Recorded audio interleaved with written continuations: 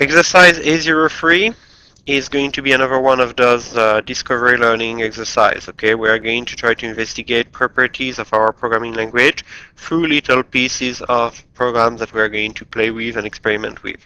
So the thing that is the theme of this exercise is swapping the content of two integer arrays. So let's take a practical look at it. In my main function, I have here two arrays, A1 and A2, arrays of integers, same size, this is important. Initialize 1 to 0, 0, 0, 1 to 1, 1, 1. And then I call the swap arrays function. You will have different version of it, okay, as we progress through the exercise. Give it the two arrays as parameter and their size, and I have this function, then iterate over both arrays, and swap every element at index I inside of array A1 with its counterpart inside of A2. So a couple of things you will note. First, when I declare my formal parameter, here I do not have to specify any size for the array. That would be simply excessive. Okay, there's no strict necessity for doing so. Why? Because when you pass A1 and A2 to your function, in this programming language, that means that you pass the address of the first element of each of those arrays. This is why the textbook says that arrays are passed as reference, while other data types in C are passed as value. You pass still a value. I mean, you pass the address of the first element, which is a value, but it acts like if you can suddenly modify arrays A1 and A2 from within inside this function. So this is my first remark. Second remark, do not confuse that with the fact that you still need to know how big those arrays are in your function. Since the C language doesn't allow you really to access easily the size of an array, once you have just P1, for example, here, you need to pass an extra parameter which is going to tell you how big P1 is and potentially how big P2 is. It's just that here we always work on arrays of same size to simplify the problem, so we need only to pass one size, the size of those two array parameters. So the code is relatively easy here. What we are going to do in our first step is implement it, and since the code is given to you, I'm not going to develop it live during the video, but just show you the result. And we are going to implement as well a little display arrays function, which is going to allow us to display the content of the two arrays preceded by a message. So this is going to allow us to do things such as display a message which is before swapping, display the content of the two arrays, then call our function swap array, and call again, this display arrays function, and asking it this time to display the message after swapping, and display then the content of the two arrays. So it's really a debugging tool here that we are going to use to see exactly what is happening as we progress through different versions of our swap array function. So this is what we expect to see. And the first question we are going to address is, why does it work? So let's have a look at the code first. Run it, compile it. So this is a full code for this exercise. Okay, like I said, there is very little development involved here. All I want you to do is to be able to explain actually why things work and why they don't work. So here is an overview of the code. We have multiple versions of swap array, 1, 2, 3a, 3b, 4a. And then we have here our display arrays function. And our main will consist in defining those arrays, displaying them with their initial value, displaying them once they have been swapped with swap array 1, displaying them once they have been swapped with the next version of our function, etc., etc. You will notice here that I put an exit 0, which required me to include stdlib.h, and this exit 0 will allow me to just do the first test, okay, testing the first swap function.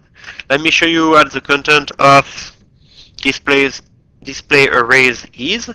Well, we start by displaying whatever message was asked of us to display, okay, between \n to space it out on the screen. Then everything will go with a tabulation under that.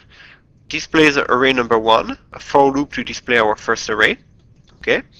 Displays array number 2, another for loop to display our second array, and then \n to just make sure we go to the next line and we have a clean display. Swap array 1 is as was described in the exercise. Okay, it's a simple for loop. We do everything by hand. So we are going to start by compiling this. So GCC a03.c compiles OK, and we are going to run it. And this is what we get. So the swap happens. No problem with that. The real purpose of the exercise is not to have you type code. The purpose of the exercise is to make sure you can explain now why this is working. So let's have a look at how we call our function. We call our function swap arrays 1 here with A1 and A2. What is the meaning of A1 and A2? A1 and A2 are the names of our two arrays. By now you know that the name of an array corresponds to the address of its first element. So you are calling really this function with the address of the first element of A1 and the address of the first element of A2. Well, let's take a piece of paper and see exactly what that means. This is what you do from the main, right? Swap, let's call it just swap to abbreviate. Address element 0 of A1, address element 0 of A2. Once again, remember, this is the same thing as A1, this is the same thing as A2. Then you pass the size. In our case, the size is 3. This is what your function call look like. Well, when you do this function call, you get on the stack, the address of A1 index 0. Then you get on the stack the address of A2 index 0. You get on the stack the size of those array, 3. If you look back at the code, let's switch back quickly here to the code of array 1. What you expect is in P1 square bracket, in P2 square bracket. Well, we already said that these are equivalent notation, okay? You expect an array, well, that means that you expect here P1 to be the address of the first element of this array, P2 to be the address of the first element of this second array. So these are your parameter, and this is going to be the parameter size, lowercase size. Okay, so we have the stack here. Then what happened? Inside of the code of swap arrays 1, we are going to keep referring to P1 index I, P2 index I, etc. Okay? Well, why is this notation working?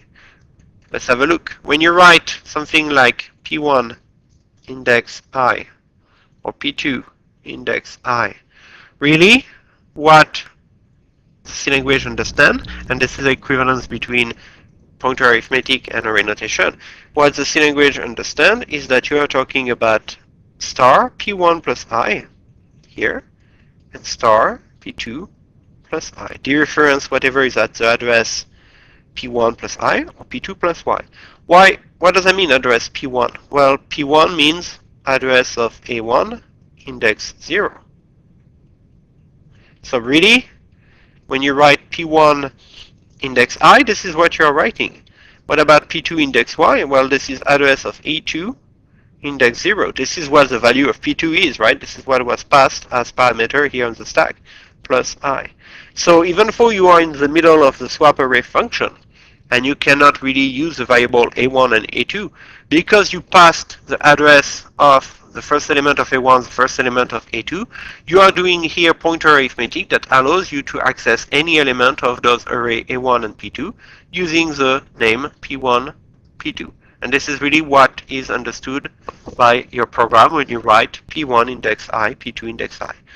So that little explanation ties together the fact that the name of an array is actually the address of its first element, ties together the equivalence between array notation and pointer arithmetic to explain why this function here is actually working and doing its job.